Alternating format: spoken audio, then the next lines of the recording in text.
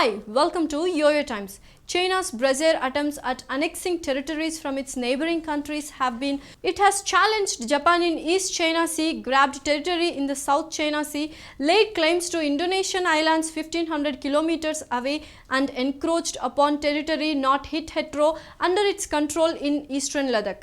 It has repeatedly threatened Taiwan with invasion, throttled democratic rights in Hong Kong SAR, and threatened Australia with economic retribution and cyber attacks. For the first time, the Quad, in a concrete show of solidarity, reacted with accalmie to the Dragon's unethical and premeditated expansionist agenda. The US dispatched 2 modern aircraft carrier battle groups to the SCS area. It agreed to supply more sophisticated weapons and equipment to Taiwan.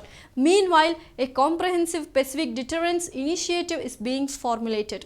In continuation of the reciprocal trade war, the US raised the stakes for these Chinese by taking effective steps at decoupling in sensitive technological areas.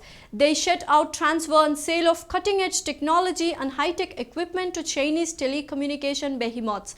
It expressed solidarity with India's ban on Chinese digital applications and steps to block Huawei and ZTE from the Indian market. Similarly, Japan showed seriousness in reducing dependency on Chinese manufactured goods and services. It demonstrated firm determination to shift manufacturing facilities out of China that will have salutary effect on the anticipated huge economic losses to China. Such a move entails the possibility of Japan and India signing a logistics support agreement on lines similar to the one signed with the US and Australia must have been noted with the wariness in this Chinese defense establishment.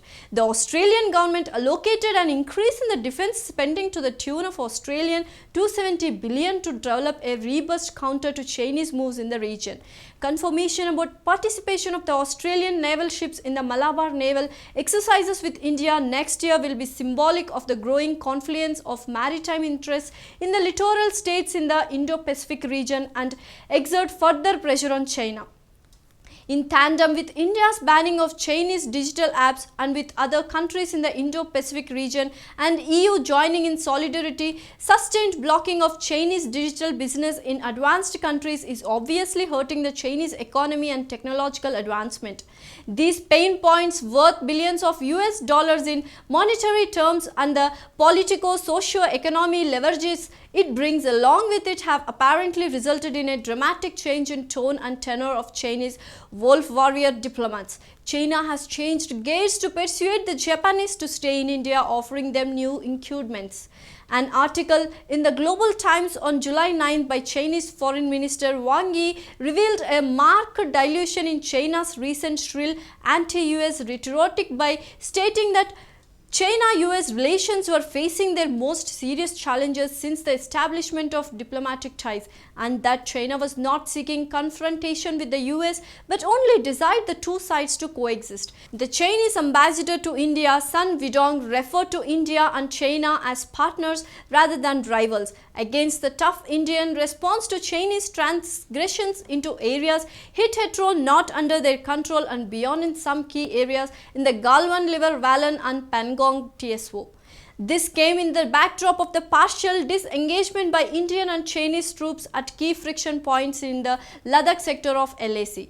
India must not be lulled into any sense of complacency by the Chinese moves to disengage and de-escalate tensions in the border. It seems that they have merely recalibrating their tactics to prolong and hang on to some significant gains in territorial positions in the face of unexpectedly firm response from the Indian army and rapid coalition of countries on its land and sea borders.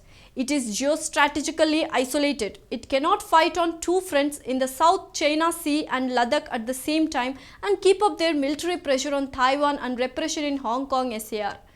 Clearly, more needs to be done with long-term strategy in focus for the Chinese regime to fully realize the cost of such misadventures in the future. Among other options, one of the most effective is increased coordinated action within the Quad and its expansion to a Quad plus configuration. Refer my article in the Sunday Guardian on May 8, 2020, perhaps the first reference to such a grouping.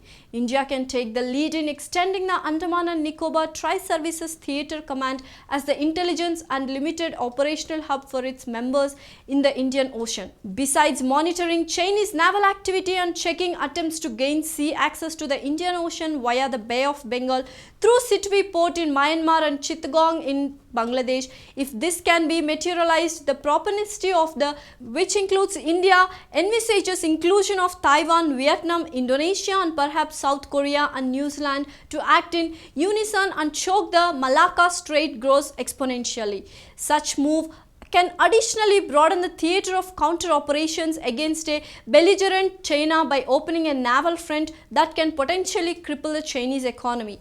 More than 80% of its energy imports and 64% of its maritime trade flows through this narrow strait. Such a carefully calibrated reprisal shot of war as part of India's Act East policy can add significantly to the confidence of Asian countries looking at a balance of power in their region against the chauvinism and hegemonic Chinese influence. More importantly, such a pushback can contribute to the growing internal political, economic and ethnic pressures that can deservedly cost Xi Jinping his China dream. If China cannot produce enough with energy sources stifled at exports flagging, the consequent turmoil in the Chinese domestic arena will be very difficult to control. These advertisings can galvanize the underlying voices of dissent and resistiveness in the Chinese polity and challenge the Xi leadership. It will also be a lesson to the Chinese leadership on the need to conform to the rule-based international order and honor treaties, agreements and protocols and deter expansionist misadventures. For India, the above-mentioned scenario offers a unique opportunity for the self-defense of its territorial and national sovereignty with limited external involvement like intelligence sharing, receiving timely supply of weapons, equipment and ammunition from its diversified suppliers and expanding its share in the global supply chain. India has to unflinchingly continue with its current revised policy towards economic and trade engagement with China despite predictable efforts by the Chinese to mollify it through its carefully cultivated multiple levers of influence in the India polity. It must sustain the moves and the bear of the pain of higher prices and self-reliance that will only temporarily given India's resilience when sacrifices have to be made. Domestically, India should begin by reappraising its Tibet policy. It should redevelop the Tibet card that has the real potential of causing major turbulence in China's underbelly. It must shed its ambivalency and address the following questions. In close concert with the Central Tibetan Administration, the unofficial Tibetan government in exile, and with the blessings of the Dalai Lama and support of the Tibetan diaspora, should it not press the claim of the entire Ladakh region as a part of India? Should it not reinitiate discussions on its claim on Mensar located at the foothills of Mount Kailash, about which local routes suggest that the TEN and J&K authorities collected annual revenues up to 1965. At a much larger scale, should India not encourage a debate to review recognition of Tar as a part of China? Should it not accord a conspicuous profile to the Tibetan religious leadership based in India? Should it not align its policy on the issue with the US and support the Tibet Policy and Support Act 2019 that has been passed by US Congress and is pending US Senate approval before being promulgated into law through due process? After all, if China pays scant regard for treaties, agreements and protocols and insists in ignoring India's core concerns, should India not follow reciprocity? Should India not reassess its stand on the obvious expansionist attempt by China to extend the borders of present Xinjiang by laying claim to the Galwan region and strategically gain territory in Gilgit Baltistan and POK areas of the J&K and Ladakh regions through the China-Pakistan Economic Corridor project? Should India not raise Chinese repression of Uyghurs and their flight in the international forums in the same way as China does to the so-called flight of Kashmiris in the valley? The Chinese harbor Indian insurgents and give sanctuary to them in their territory. Should India not give similar access of Uyghur activists to and at least visit India? At this time, India could highlight the flight of HK citizens and the brutal repression of democratic rights of the citizens of Hong Kong with China reneging on the Sino-British Joint Declaration in 1984, which guaranteed the preservation of the democratic character of HKSAR for 50 years after the 1997 handover. India has a right and a duty to protect the rights of the professional and prosperous Indian community there. We could also build our relationship with Taiwan in a more substantive and meaningful way. Other than supporting its membership in international organizations and attracting more high-grade technology and investments, can a bilateral free trade agreement be considered? Within the Quad structure, can the US be persuaded to re-evaluate the sellout US-China Third Communique signed in 1982 and give teeth to its 6 assurances to Taiwan? Can assurance to adhere to the One China principle be revisited in some effective manner in the radically changed circumstances before the US presidential elections? It is certainly not the time to fall victim again to the Chinese charm offensive, but to have a firm resolve, be resolute and determined to safeguard our sovereignty and territorial integrity against Chinese expansionism in conjunction with its lackey Pakistan.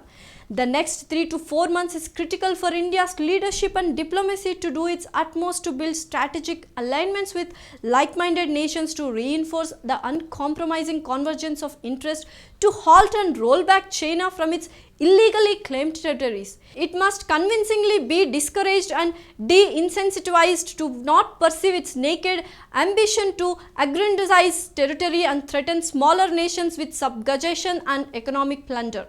The time seems to right for the Chinese leadership to experience the blowback to coercive diplomacy that it so brazenly practices and drive home the point that it is not globally approved rear of the dragon.